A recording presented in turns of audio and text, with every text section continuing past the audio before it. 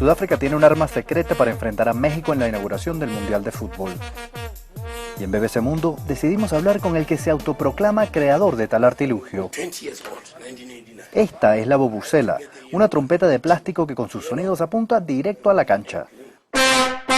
Los jugadores sudafricanos están acostumbrados a escucharla. El objetivo es que los rivales pierdan el control.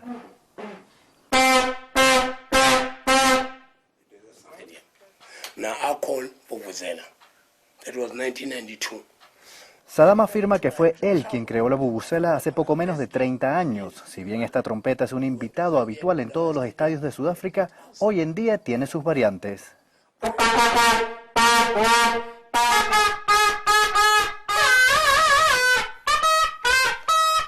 Y para el partido inaugural contra México, Saddam tiene algo especial.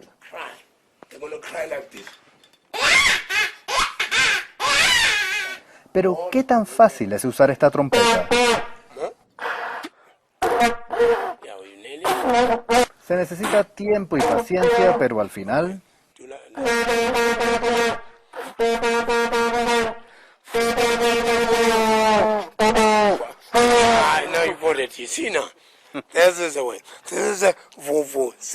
Okay.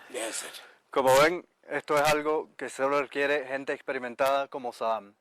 Desde aquí, en Tembisa, en las afueras de Johannesburgo, Vladimir Hernández para BBC Mundo.